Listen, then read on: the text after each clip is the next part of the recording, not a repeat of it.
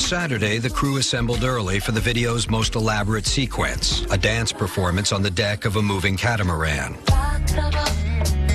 As the crew prepped the shot, an exhausted Aaliyah retreated to the yacht's cabin to take a few moments for herself. The boat had a room, and Aaliyah was in this one room, and she was sleeping. And I remember like, wow, she looks so beautiful. So I went up, got really close, and took a picture of her. She never woke up or anything. The picture is beautiful of her just laying there sleeping. Yeah. But the nap didn't last long. The second the music started to blare from the playback speakers, Aaliyah was up, going through the routine with her dancers. By 4 o'clock that afternoon, the dancing shot was in the can, and the production was ahead of schedule.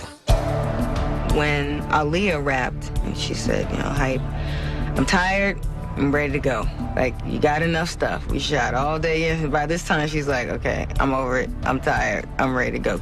They decided to wrap the shoot a day early, and Aaliyah was hoping to leave the island and get back to the States to see her family and her boyfriend, Damon. Aaliyah changed clothes, and then you're like, where's the boat? Where's the boat? There was a speedboat that was supposed to be coming to pick them up, so the boat came. Much of Aaliyah's team would accompany her on the journey home. Friend Keith Wallace, bodyguard Scott Gallen, record executives Gina Smith and Douglas Kratz, hairstylist Eric Foreman and Anthony Dodd, and makeup artist Christopher Maldonado. Everyone loaded up in a boat, and we hugged each other and gave each other a kiss and told each other we loved each other. And she got on the boat. I ran and grabbed my camera. I was like, let me take a picture, let me take a picture.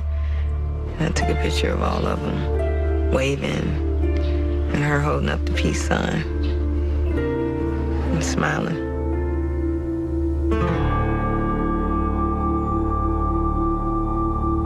At this time, you're like, oh my God, I can't just, no, this just cannot be happening. Cannot be happening. That's all I could think is this just could not, this cannot be happening. Fatima and Derek raced to the airport and made their way to the crash scene, finding their friends laying where they had fallen. The very first thing I did was kneel down next to pretty much each one of them, one by one, and just kind of sat there and talked to them for a couple of minutes. Like, you know, my first thing was like, I'm so sorry this happened to you. You know, I'm so sorry. I just couldn't, it was just like, I'm just so sorry. It was like, wasn't I just waving at these people and hugging them and kissing them? And telling them I love them?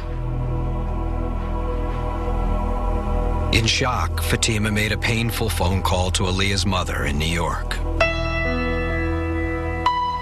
It was just the hardest thing I had to do ever in life. And then Diane was just kind of, she didn't want to hear what I was saying. I couldn't believe that I was saying it. On August 31st, 2001, Aaliyah Houghton was mourned by family and friends in a Manhattan church, and throngs of fans gathered on the streets outside for a last goodbye.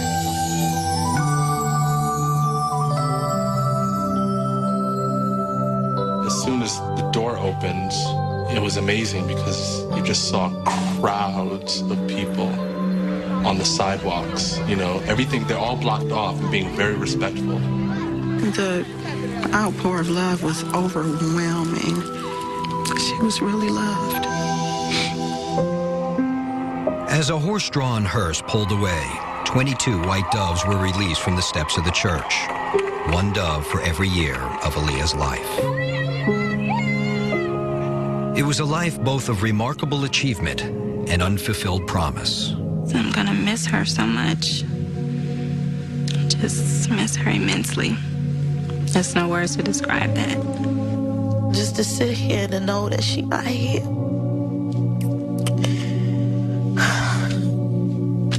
It was kind of a realization that there are modern-day princesses. And that's what it felt like that whole day. It felt like we were sending off some royalty back to God. It's hard to say what I want my legacy to be, you know, what I want people to say when I'm long gone. At this point, right now, I'm going to say that I want people to see me as an entertainer, someone who can do it all. And that's how I was trained. And I want people to look at me as a full-on entertainer and a good person.